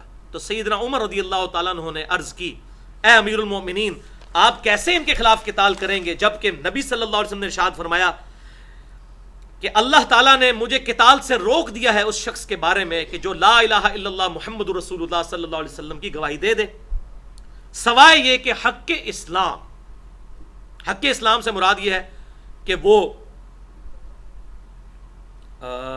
کسی کو نہ حق قتل کر دیتا ہے. تو اب قرآن کے حکم کے تحت قتل کے بدلے قتل ہوگا. حق اسلام کی وجہ سے وہ قتل ہو سکتا ہے، ورنہ کوئی کلمہ گو مسلمان قتل نہیں کیا جا سکتا. تو سیدنا ابوبکر صدیق نے فرمایا اللہ کی قسم زکوٰۃ حق کے مال ہے اللہ تعالیٰ کی طرف سے. اسی حدیث میں ہے نا کہ سوائے حق اسلام کے، حق اسلام آ گیا پھر قتال ہوگا. تو سیدنا ابوبکر نے کہا عمر یہ جو حق اسلام کی بات ہے تو زکوٰۃ جو ہے یہ اللہ تعالیٰ کی طرف سے حق اسلام ہی تو ہے، حق مال ہے. اللہ کی قسم اگر وہ رسول اللہ صلی اللہ علیہ وسلم کو بھیڑ کا ایک بچہ بھی دیتے تھے، بکری کا بچہ یا بھیڑ کا بچہ زکوٰۃ میں، اور اب مجھے نہیں دیں گے کیونکہ آن دا بہاف آف پروفٹ میں خلیفۃ الرسول ہوں. اسلامک سسٹم ہے، خلافت قائم ہو چکی ہے، یہ مینجمنٹ ہے، اس طرح تو نہیں سلسلہ الٹ اپ چل سکتا. اگر وہ بھیڑ کا بچہ بھی دیتے تھے رسول اللہ صلی اللہ علیہ وسلم کو اور مجھے دینے سے انکار کریں گے میں ان کے خلاف قتال کروں گا. تو سیدنا عمر رضی اللہ تعالیٰ عنہ کہتے ہیں اللہ کی قسم مجھ پہ یہ حقیقت کھل گئی کہ ابو بکر الصدیق رضی اللہ تعالیٰ عنہ کا سٹانس بالکل ٹھیک ہے. اللہ نے ان کا سینہ کھول دیا ہے. اس حوالے سے ان کو یہ بات سمجھ آ گئی ہے کہ واقعی اسلامک نظام کو قائم کرنے کے لیے ان مرتدین کے خلاف قتال ضروری ہے. اب حضرت عمر کہتے تھے وہ نماز بھی پڑھتے ہیں, کلمہ بھی پڑھتے ہیں, سب کچھ ہے, ایک زکوٰۃ کی تو انکار کیا. اور اسی حدیث میں الفاظ ہیں کہ حضرت ابوبکر صدیق نے کہا کہ جو نماز اور زکوٰۃ میں فرق کرے گا میں اس کے خلاف بھی قتال کروں گا. یعنی جس اللہ نے نماز کو فرض کیا اسی نے زکوٰۃ کو بھی تو فرض کیا. اللہ. 5ویں حدیث صحیح بخاری کی انٹرنیشنل نمبر کے مطابق 1403 نمبر حدیث ہے, سورہ آل عمران کی آیت نمبر 180 کے کانٹیکسٹ میں, کہ آپ صلی اللہ علیہ وسلم نے ارشاد فرمایا اللہ تعالیٰ نے جس شخص کو مال عطا فرمایا اور اس نے اس کی زکوٰۃ ادا نہ کی, اب یہ ذرا سن لیں, تو قیامت کے دن اس مال کو گنجے سانپ کی شکل میں بنا دیا جائے گا, اس کی آنکھوں پر 2 سیاہ نقطے ہوں گے اور اس گنجے سانپ کو اس شخص کے گلے کا ہار بنا دیا جائے گا, اور پھر وہ سانپ اسے جبڑوں سے پکڑ لے گا والعیاذ باللہ تعالی, اور کہے گا میں تیرا مال ہوں, میں تیرا خزانہ ہوں. پھر آپ صلی اللہ علیہ وسلم کے آگے الفاظ ہیں مسند امام احمد میں, آگے بھی حدیث چلتی ہے کہ وہ پھر اس شخص کو نگل لے گا حتیٰ کہ اس کی انگلیاں تک بھی وہ نگل جائے گا والعیاذ باللہ تعالی. پھر آپ صلی اللہ علیہ وسلم نے اس حدیث کے ثبوت میں قرآن کی آیت بھی تلاوت کی. بخاری اور مسلم کے الفاظ ہیں صحیح بخاری کے 1403 سورہ آل عمران آیت نمبر 180 جو ہم پہلے پڑھ چکے. وَلَا يَحْسَبَنَّ الَّذِينَ يَبْخَلُونَ بِمَا آتَاهُمُ اللَّهُ مِنْ فَضْلِهِ, ہرگز وہ لوگ مت گمان کریں جن کو اللہ تعالیٰ نے اپنے فضل سے مال عطا کیا ہے کہ یہ ان کے لیے خیر ہے, بلکہ یہ ان کے لیے شر ہے. اور اللہ تعالیٰ قیامت والے دن اس مال کو ان کے گلے کا توق بنائے گا, اور اس حدیث میں بھی آیا کہ توق گلے کا بنایا جائے گا, اور وہ گنجے سانپ کی شکل میں, اژدہا کی شکل میں اس کے جبڑوں سے اسے پکڑے گا اور دھمکی لگا کے پھر اسے کھا جائے گا والعیاذ باللہ تعالی. بھائیو, نماز پڑھنے والے لوگ ہمارے ملک کے اندر تو خیر تھوڑے ہیں, باقی ملکوں میں زیادہ بھی ہیں. 10 سے 15% نہیں ہے انڈیا پاکستان میں لوگ, 100 میں سے 10 سے 15, اور یہ بھی بڑا کھلا ڈلا اندازہ لگایا ہے. لیکن ان 10 سے 15% لوگوں میں سے جو نمازی ہیں شاید 10 سے 15% لوگ بھی نہ ہوں جو زکوٰۃ ادا کرتے ہوں. اس کو لوگ کیجول لیتے ہیں, حالانکہ اسی اللہ نے زکوٰۃ فرض کی ہے جس نے نماز کو فرض کیا. اب یہ کہنے کو تو بڑا آسان ہے, 100 روپے میں 2.5 روپے, بھئی 100 روپے میں 2.5 روپے نکالنا تو بڑا آسان ہے, اور 10,000 روپے میں 250 نکالنا بھی آسان ہے, اور 1,00,000 روپے میں 2,500 روپیہ بھی نکالنا آسان ہے. لیکن آگے فیکٹوریل پرابلم شروع ہو جاتا ہے. 1 کروڑ میں 2.5 لاکھ نکالنا بڑا مشکل ہے, اور 1 ارب میں 2.5 کروڑ زکوٰۃ نکالنا اس سے بھی مشکل ہے. اور پاکستان میں سینکڑوں لوگ ہیں جو ارب پتی ہیں, تو 1 ارب میں 2.5 کروڑ زکوٰۃ نکلتی ہے. 100 روپے میں تو 2.5 روپے بڑے آسان لگتے ہیں نا, لیکن 1 ارب میں 2.5 کروڑ نکالنا بڑا دل گردے. ابھی ہیں الحمدللہ جو نکالتے بھی ہیں, لیکن بہت کم لوگ ہیں. تو اگر یہ سب لوگ زکوٰۃ دیں تو یہ غربت کا نظام جو ہے اللہ تعالیٰ نے بیلنس ہی زکوٰۃ کی وجہ سے کیا ہے. اللہ اکبر. لیکن اس میں ایک خوشخبری بھی ہے. اب یہ 14 اگست کا موقع ہے, آج 16 اگست ہے 2014, کہ آپ کو پتا ہے کہ یہ انٹرنیشنل سروے کے مطابق ایگریڈ اپون رپورٹ ہے کہ دنیا میں سب سے زیادہ چیریٹی میں جو ملک دیتا ہے وہ پاکستان ہے. الحمدللہ, اللہ کی راہ میں خرچ کرنا چیریٹی میں, چاہے وہ صدقہ اور خیرات کی شکل میں ہو, چاہے وہ زکوٰۃ کی شکل میں ہو, پوری دنیا میں پاکستان پہلے نمبر پہ. اور میں یہ اکثر سوچتا ہوں کہ پاکستان جیسا ملک کہاں ہوگا جہاں لیبر اتنی سستی ہے کہ آپ کو 500 روپے سے لے کر 1,000 روپے تک, یعنی صرف $10 پر منتھ کے ریٹ کے اوپر, $10 پر منتھ بنتا ہے نا 1,000 روپیہ پاکستانی, پر منتھ پہ کام کرنے والی عورت مل جاتی ہے گھر میں جو آپ کی صفائی کر دے گی. $10 پر منتھ. اور باہر ملکوں میں $10 پر گھنٹہ چارج ہوتا ہے, اور اس طرح کے کاموں میں تو بہت مہنگا. $10 پر منتھ پہ اتنی غریب چیپ لیبر اویلیبل ہے جس ملک میں. تو اب مجھے بتائیں, یہ جو عورتیں بیچاری گھروں میں کام کرتی ہیں 1,000 روپیہ 2,000 روپیہ لے کے, ایک دن میں 3 یا 4 گھروں میں کام کر لیں گی, ان کا گزارا کیسے ہوتا ہے؟ وہ اسی چیریٹی کی وجہ سے ہوتا ہے کہ جن گھروں میں وہ کام کرتی ہیں جب ان پہ کوئی مصیبت آتی ہے، مشکل آتی ہے، جب وہ صدقہ خیرات کرتے ہیں تو وہ اپنے ان کام کرنے والوں کو دیتے ہیں، ان کے بچوں کی فیسیں جمع کرواتے ہیں، اور الحمدللہ اس طریقے سے سلسلہ چل رہا ہے. یہ چیریٹی کی ہی برکت ہے، صدقہ اور خیرات کی برکت ہے، اور یہ مسلمان کا الحمدللہ وہ کنوکشن اللہ تعالیٰ کے بارے میں جو یقین ہے اس کی وجہ سے یہ سارے معاملات ہیں جو الحمدللہ اس حوالے سے چل رہے ہیں. تو اتنی مایوس کن باتوں میں یہ ایک خوشخبری کی خبر بھی ہے پاکستانیوں کے لیے الحمدللہ. تھرڈ لاسٹ حدیث، چھٹی حدیث صحیح مسلم کی ہے اور بخاری میں بھی موجود ہے. صحیح مسلم میں ڈیٹیل ہے 2290 نمبر حدیث، بخاری میں 1402 اور 1460 نمبر. اور یہ جو ہم نے آیت مبارکہ آلریڈی سورۃ التوبہ کی پڑھی کہ جو سونا اور چاندی ہے یہ گرم کر کے پیٹھوں کو اور پیشانیوں کو داغ جائے گا، اسی کانٹیکسٹ میں یہ حدیث ہے. نمبر میں دے چکا بخاری اور مسلم کا کہ آپ صلی اللہ علیہ وسلم نے ارشاد فرمایا جو شخص سونا اور چاندی کا مالک ہو اور اس کی زکوٰۃ ادا نہ کرے. اب اس میں یہ بھی آ گیا حضور صلی اللہ علیہ وسلم کی طرف سے بھی کہ اگر وہ زکوٰۃ ادا نہیں کرتا پھر اس کے لیے یہ وعید ہے. جو سونا اور چاندی کا مالک ہو اور اس کی زکوٰۃ ادا نہ کرے تو پھر اس کا مال آگ کی تختیوں کی شکل میں بنایا جائے گا اور اسے جہنم کی آگ پر تپایا جائے گا، اور اس کے ذریعے اس کی پیشانی، اس کے پہلوؤں اور اس کی پیٹھوں کو داغا جائے گا. اور جب یہ تختیاں ٹھنڈی ہو جائیں گی، استغفر اللہ. یہ جناب بات کرنا بڑا آسان ہے بھائی، ہم میں سے کوئی شخص موم بتی کے کینڈل کے فلیم کے اوپر 10 سیکنڈ کے لیے ہاتھ نہیں رکھ سکتا. میں تو نہیں رکھ سکتا. اور دوزخ کی آگ پہ وہ سونا چاندی تپا کے اس کی پیٹھ، پیشانی اور پہلوؤں پہ لگایا جائے گا. اور آپ صلی اللہ علیہ وسلم فرماتے ہیں جب یہ تختیاں ٹھنڈی ہو جائیں گی تو اللہ تعالیٰ پھر دوبارہ انہیں دوزخ کی آگ پہ گرم کرے گا، اور یہ سلسلہ 50,000 سال تک جاری رہے گا، جب تک کہ قیامت کے دن کی لینتھ ہے وہ 50,000 سال کا، اس میں ذکر بھی آ گیا. حتیٰ کہ اللہ تعالیٰ جنت اور دوزخ کا فیصلہ کرے گا. یہ فیصلہ ہونے سے پہلے اس کے ساتھ ہو رہا ہے. آپ اندازہ کریں کہ فتنہ مال کتنی بڑی چیز ہے، اور آج ہمیں نظر بھی آ رہا ہے کیا دیندار اور کیا بے دین اس کی وجہ سے دنیا پرستی کے اندر اور اللہ تعالیٰ سے دور ہیں، دنیا پرستی میں مبتلا ہو کر. استغفر اللہ و اتوب الیہ. پھر پوچھا گیا یا رسول اللہ صلی اللہ علیہ وسلم یہ اونٹوں کا کیا حال ہوگا جو لوگ اونٹ کی زکوٰۃ نہیں دیتے؟ آپ نے فرمایا جو اونٹوں کا مالک ہوگا اور اس نے اس کی زکوٰۃ ادا نہ کی ہوگی تو اسے قیامت والے دن چٹیل میدان میں اوندا منہ کر کے لٹا دیا جائے گا، اور اس کے وہ سارے اونٹ حاضر کیے جائیں گے، اور اللہ تعالیٰ ان اونٹوں کو پہلے سے زیادہ موٹا اور تازہ کر دے گا، حتیٰ کہ وہ ایک اونٹ کا بچہ بھی جو دنیا میں اس کے پاس تھا اس کو بھی گم نہیں پائے گا.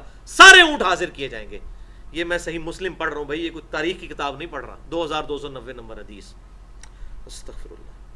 پھر وہ اونٹ لائن بنا کر اسے اوندا منہ لٹا کر اس کو زمین کے اوپر لٹایا جائے گا، پھر اس کو وہ کچلیں گے سارے اونٹ لائن بنا کر. جب وہ آخری اونٹ گزرے گا پھر وہ پہلا آ جائے گا، اور یہ سلسلہ 50,000 سال تک جاری رہے گا حتیٰ کہ جنت اور دوزخ کا فیصلہ ہو جائے. والعیاذ باللہ تعالی. پھر پوچھا گیا یا رسول اللہ صلی اللہ علیہ وسلم گائے کے بارے میں کیا حکم ہے؟ پھر آپ نے گائے کے لیے بھی اسی طرح کی باتیں ارشاد فرمائیں. پھر بکریوں کا پوچھا گیا، کہا بکریاں بھی اسی طریقے سے اس کو رون دیں گی. والعیاذ باللہ تعالی. اور پھر آپ صلی اللہ علیہ وسلم نے بڑے سخت لفظ استعمال فرمائے. صحیح بخاری 1402 فرمایا قیامت والے دن یہ نہ ہو کہ تم مجھے کہہ رہے ہو یا رسول اللہ میری مدد کیجئے. یہ الفاظ ہیں، اغثنی یا رسول اللہ، اغثنی یا محمد صلی اللہ علیہ وسلم. یہ نہ ہو کہ تم قیامت والے دن مجھے مدد کے لیے پکار رہے ہو. لا املک لک شیئا قد بلغت، میں تمہارے لیے کسی چیز کا مالک نہیں ہوں گا قیامت والے دن، بے شک میں نے اللہ کا پیغام تم تک پہنچا دیا ہے، اب تم خود بھگتو گے. میں نے تمہیں دنیا میں ہی بتا دیا تھا زکوٰۃ نہیں دو گے تو یہ معاملہ ہوگا. یہ نہ کہنا کہ تم مجھے مدد کے لیے پکار لو گے. استغفر اللہ. اور صحیح مسلم کے پھر آگے الفاظ ہیں 2290 نمبر حدیث کی، بڑی لمبی حدیث ہے. پھر آپ صلی اللہ علیہ وسلم نے اینڈ پہ ارشاد فرمایا وَمَن يَعْمَلْ مِثْقَالَ ذَرَّةٍ خَيْرًا يَرَهُ وَمَن يَعْمَلْ مِثْقَالَ ذَرَّةٍ شَرًّا يَرَهُ. جس نے ذرے کے برابر بھی کوئی نیکی کی ہوئی تو قیامت والے دن سامنے پا لے گا، اور اگر ذرے کے برابر کوئی گناہ کیا ہوا تو قیامت والے دن وہ دیکھ لے گا، کسی چیز کو گم نہیں پائے گا. استغفر اللہ واتوب الیہ من کل ذنب واتوب الیہ. اللہم اجرنی من النار، اللہم اجرنی من النار، اللہم اجرنی من النار. ربنا اصرف عنا عذاب جہنم ان عذابها کان غراما. آخری دو حدیثیں انتہائی کریٹیکل ہیں، خصوصاً ان لوگوں کے لیے جن کے پاس مال و دولت نہیں ہے، تو کیا وہ اللہ کی راہ میں صدقہ اور خیرات کرنے کا ثواب حاصل کر سکتے ہیں بغیر مال خرچ کیے؟ تو الحمدللہ دین غریبوں کو کہیں نہیں بھولتا. یہی مال خرچ کرنے کے جو اتنے فضائل آئے، یہ بغیر مال خرچ کیے بھی حاصل کیے جا سکتے ہیں. یہ آخری 2 حدیثیں میں نے رکھی تھی، آج کا لیکچر انشاءاللہ اسی پہ مکمل ہوگا. 7ویں حدیث بخاری اور مسلم کی متفقن علیہ حدیث ہے. بخاری میں 2999 اور مسلم میں 2335. آپ صلی اللہ علیہ وسلم نے فرمایا انسان کے ہر جوڑ پر صدقہ کرنا واجب ہے. پھر آپ صلی اللہ علیہ وسلم نے 5 باتیں ارشاد فرمائی. ہر جوڑ کا صدقہ کیسے دیا جائے؟ دوسری حدیث بخاری اور مسلم میں آتی ہے کہ 360 جوڑ ہیں، ہر جوڑ کا صدقہ دینا ہے. 5 باتیں اس بخاری اور مسلم کی حدیث میں آپ نے فرمائی. 2 آدمیوں کے درمیان عدل کرنا بھی صدقہ ہے، یہ نمبر 1. نمبر 2، آدمی کی سواری کے بارے میں اس کی مدد کرنا اور اسے سواری پر بٹھانا اور اس کا سامان رکھوانا بھی صدقہ ہے. دیکھ لیں، مطلب کوئی بندہ ہے، اکثر ہوتا ہے الحمدللہ، میں نے تو جب سے یہ حدیث پڑھی ہوئی ہیں، کوئی میں راستے میں دیکھوں کسی کے کوئی سیب گر گئے یا سبزی گر گئی ہے تو موٹر سائیکل روک کے میں کوشش کرتا ہوں کہ اس کے ساتھ وہ رکھوا دیا جائے. تو یہ بھی صدقہ ہے مفت کا. نمبر 3، اچھی بات کرنا بھی صدقہ ہے. دیکھ لیں، کوئی بھی اچھی بات ہے وہ صدقہ ہے. کسی کو کوئی نیکی کی بات بتا دینا، یہ بھی صدقہ. نمبر 4، نماز کی طرف قدم اٹھانا بھی صدقہ ہے، مفت میں، کوئی پیسے نہیں لگیں گے. نمبر 5، راستے سے تکلیف دہ چیز دور کر دینا بھی صدقہ ہے. الحمدللہ. اور بخاری اور مسلم کی ایک اور حدیث میں آتا ہے کہ آپ صلی اللہ علیہ وسلم نے فرمایا ایک شخص راستے سے گزر رہا تھا، اس نے ایک درخت گرا ہوا دیکھا تو لوگوں کو تکلیف ہو رہی تھی گزرنے کی وجہ سے، مسئلہ آ رہا تھا، اس نے وہ درخت ہٹا دیا، اللہ تعالیٰ نے اسے جنت میں داخل کر دیا. یہ بخاری اور مسلم دونوں میں ہے. اور ایک اور حدیث بخاری اور مسلم کی متفق علیہ حدیث ہے کہ آپ صلی اللہ علیہ وسلم نے یہاں تک ارشاد فرمایا کہ جو شخص کوئی درخت اگاتا ہے یا کوئی کھیتی اگاتا ہے اور وہاں سے آ کے پرندے کھاتے ہیں اور لوگ بھی اس سے میں سے کھا پی لیتے ہیں فی سبیل اللہ، تو اللہ تعالیٰ اس کے لیے بھی صدقہ لکھ دیتا ہے. اسی طریقے سے صحیح بخاری اور صحیح مسلم کی ایک اور متفق علیہ حدیث ہے کہ آپ صلی اللہ علیہ وسلم نے ارشاد فرمایا اگلے زمانوں میں ایک بدکار عورت تھی، وہ راستے سے گزر رہی تھی، اس نے ایک کتے کو پیاسے حالت میں دیکھا، اس نے اپنا دوپٹہ اتار کر اپنا جو چمڑے کا موزہ ہے اس سے باندھ کر کنویں میں لٹکا کے اس چمڑے کے موزے میں پانی نکال کر اس کتے کو پانی پلایا. اللہ تعالیٰ نے اس بدکار عورت کو اس کی وجہ سے ہی بخش دیا. یہ بخاری اور مسلم دونوں میں موجود ہے. اور اسی طریقے سے بخاری اور مسلم کی متفق علیہ حدیث ایک اور ہے کہ آپ صلی اللہ علیہ وسلم نے فرمایا اس کا سائملٹینیس کنٹراسٹ کہ ایک عورت جو بڑی نیکوکار تھی لیکن اس نے ایک بلی کو قید رکھا اور اس کو کھانے پینے کے لیے باہر نہیں نکلنے دیا یہاں تک کہ وہ بلی مر گئی. اللہ تعالیٰ نے اس بلی کے قتل کی وجہ سے اللہ تعالیٰ نے اس کو دوزخ میں داخل کر دیا. والعیاذ باللہ تعالیٰ. تو بھائیو یہ معاملات بڑے مشکل ہیں، اتنے آسان معاملات نہیں ہیں. آخری حدیث 8ویں حدیث، موسٹ امپریسو حدیث آئی ہیو ایور ریڈ. اس سے زیادہ کوئی میں نے امپریسو حدیث آج تک نہیں پڑھی، اور یہ صحیح مسلم میں ہے 2329. آپ صلی اللہ علیہ وسلم نے 7 چیزوں کے بارے میں فرمایا کہ یہ صدقہ ہے. دیکھتے جائیں. نمبر 1، ہر تسبیح سبحان اللہ کہنا صدقہ ہے. نمبر 2، ہر تکبیر اللہ اکبر کہنا صدقہ ہے. ہم الحمدللہ تسبیحات فاطمہ پڑھتے ہیں نا نماز کے بعد 33 دفعہ سبحان اللہ، 33 دفعہ الحمدللہ، 34 دفعہ اللہ اکبر. یہ بخاری اور مسلم کی متفق علیہ حدیث میں موجود ہے، اہل سنت کے ہاں بھی ہے، اہل تشیع کے ہاں بھی. اور صلاۃ و تسبیح والا جو میرا لیکچر ہے اس میں سبحان اللہ الحمدللہ کے میں نے کتنے فضائل لا الہ الا اللہ اللہ اکبر کے بتائے ہیں، مسئلہ نمبر 91 کے نام سے. نمبر 3، ہر تحمید صدقہ ہے، الحمدللہ کہنا. نمبر 4، ہر تحلیل صدقہ ہے، لا الہ الا اللہ کہنا، اس کو تحلیل کہتے ہیں. نمبر 5، ہر نیکی کی بات کا حکم دینا صدقہ ہے، امر بالمعروف. نمبر 6، ہر برائی سے منع کرنا صدقہ ہے، یعنی نہیں انل منکر. نمبر 7، آپ حیران ہو جائیں گے، تمہارا اپنی بیوی کے ساتھ ازدواجی تعلق قائم کرنا بھی صدقہ ہے. بیوی کے ساتھ صحبت کرنا بھی صدقہ ہے. اب صحابہ اس پہ تو آگے پریشان ہو گئے جس طرح ہم بھی ہو گئے. تو صحابہ نے اس بات کو حضور سے دوبارہ پوچھا، کہا یا رسول اللہ صلی اللہ علیہ وسلم کیا بیوی کے ساتھ شہوت پوری کرنا بھی صدقہ ہے؟ تو آپ صلی اللہ علیہ وسلم نے فرمایا ہاں، مجھے بتاؤ اگر کوئی شخص یہی ضرورت کسی ایسی عورت سے پوری کرے جو اس کے لیے حلال نہیں ہے تو کیا اسے گناہ ملے گا؟ تو صحابہ نے کہا یا رسول اللہ ملے گا. تو فرمایا اگر وہاں گناہ ملے گا تو یہاں ثواب بھی ملے گا اگر کوئی شخص اپنی بیوی کے ساتھ ازدواجی تعلق قائم کرتا ہے. اللہ اکبر کبیرہ والحمد للہ کثیرہ وسبحان اللہ بکرۃ واصیلہ. یہ ہے فلسفہ اسلام کا. یعنی اسلام جو ہے وہ ترک دنیا اور رہبانیت کا درس نہیں دیتا کہ آپ سب کچھ چھوڑ چھاڑ کے جنگلوں میں جا کے بیٹھ جائیں. اسلام کہتا ہے بیوی بچوں کے ساتھ حسن سلوک کرنا یہ صدقہ ہے. حتیٰ کہ خالصتاً ہیومن انسٹنکٹ جو ہے وہ آپ سمجھ لیں اینیمل انسٹنکٹ جو ہے حیوانی ضرورت ہے یہ شہوت, اس کو پورا کرنا بھی اس کو بھی اللہ تعالیٰ صدقہ لکھتا ہے, ثواب لکھتا ہے. الحمدللہ. اور یہاں پر میں ایک زبردست بات جاوید احمد غامدی صاحب نے کی تھی, وہ میں کوٹ کروں گا. میں ان کا نام اس لیے لے رہا ہوں چونکہ ان کی بات ہے, کسی کی بات کوٹ کرنی بغیر ریفرنس کے وہ غلط بات ہے. ہمیں ان سے کئی معاملات میں اختلاف بھی ہے لیکن بعض اوقات وہ زبردست قسم کی الحمدللہ اللہ تعالیٰ نے ان کو حکمت عطا فرمائی ہے. تو غامدی صاحب نے ان گوشہ نشین کرنے والے جو یہ سو کالڈ قسم کے صوفی اور مسٹسزم پہ چلنے والے لوگوں کے لیے بڑی زبردست بات ارشاد فرمائی, جو کہتے ہیں تارک الدنیا بن جاؤ. ایون کشف المحجوب میں علی حجویری صاحب نے پورا باب باندھا ہے اس حوالے سے. وہ کہتے ہیں جی میں نے ایک دفعہ شادی کرنے کی غلطی کی تھی, اب دوبارہ نہیں کروں گا. اور کیمیائے سعادت میں امام غزالی نے باقاعدہ باب باندھا ہے نکاح کے نقصانات. اور بخاری اور مسلم کی متفق علیہ حدیث ہے, جب وہ 3 صحابہ آئے جو میں نے مسئلہ نمبر 75A اور B بدعت والے میں بتایا, اس میں سے ایک صحابی نے کہا تھا کہ میں نکاح نہیں کروں گا. تو آپ صلی اللہ علیہ وسلم نے آ کر تینوں کو ڈانٹا اور تیسرے کے بارے میں ارشاد فرمایا کہ ان نکاح سنتی فمن رغب عن سنتی فلیس منی. نکاح میری سنت ہے, جس نے میری سنت سے اغراض کیا اس کا مجھ سے کوئی تعلق نہیں ہے. یعنی تم مجھ سے زیادہ نیک بننا چاہتے ہو, اس میں یہ بھی الفاظ ہے میں تم سے زیادہ اللہ سے ڈرنے والا ہوں, میں نے بیویاں کی ہوئی ہیں, میں راتیں اپنی بیویوں کے پاس بھی گزارتا ہوں اور اللہ کی یاد بھی کرتا ہوں. اور ان نکاح سنتی فمن رغب عن سنتی فلیس منی, یہی وہ حدیث ہے بخاری اور مسلم کی جو خطبہ نکاح میں بھی پڑھی جاتی ہے. نکاح میری سنت ہے, جس نے اس سے اغراض کیا اس کا مجھ سے کوئی تعلق نہیں. تو غامدی صاحب نے بڑی زبردست بات کی. انہوں نے کہا کہ جو شخص دنیا کو چھوڑ چھاڑ کے جنگلوں میں جا کر اللہ کی عبادت کرنا چاہتا ہے, اس کی مثال اس شخص کی سی ہے کہ جسے کمرہ امتحان میں بٹھایا جائے پیپر دینے کے لیے اور وہ خالی پیپر دے کے کمرے امتحان سے اٹھ کے چلا جائے, تو کیا خیال ہے وہ پاس ہوگا فیل ہوگا؟ تو اللہ تعالیٰ نے ہمیں اولاد اور یہ بیوی بچے اور یہ دنیا آزمائش کے لیے اس کمرے امتحان میں بٹھایا کہ آپ کا ٹیسٹ یہیں پر تو ہے, آپ کہہ رہے ہیں میں نے پیپر نہیں دینا, آپ جا کے جنگلوں میں بیٹھ جائیں گے تو فیل ہو جائیں گے. بہت زبردست مثال دی, اور یہ حکمت والی مثال ہے کہ آپ اگر کمرے امتحان میں بیٹھے ہوئے ہیں تو پیپر دینے کے لیے آپ پیپر خالی دے کے تو آپ کمرے امتحان سے اٹھ کے چلے جاتے ہیں کہ جی میں نے تو ادھر بیٹھنا ہی نہیں ہے, امتحان دے ہی نہیں جا سکتا, ٹھیک ہے جی میں باہر جا کے پیپر دوں گا, وہ پیپر تو قبول ہی نہیں ہونا.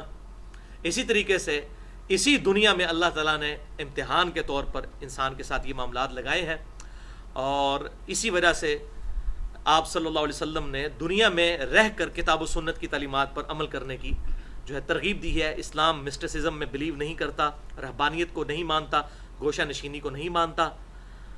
اسلام ایک پریکٹیکل اور بھرپور لائف گزارنے کا جو ہے وہ ایک سوشل لائف گزارنے کا انسانیت کو درس دیتا ہے. اللہ تعالیٰ سے دعا ہے جو حق بات میں نے کہی اللہ تعالیٰ ہمارے دلوں میں راسخ فرمائے. اگر جذبات میں میرے منہ سے کوئی غلط بات نکل گئی تو اللہ تعالیٰ ہمارے دلوں سے محو کر دے, ہمیں کتاب و سنت کی تعلیمات پر عمل کر کے دوسرے بھائیوں تک پہنچانے کی توفیق عطا فرمائے. سبحانک اللہم و بحمدک اشہد ان لا الہ الا انت استغفرک و اتوب الیک وما علینا الا البلاغ المبین.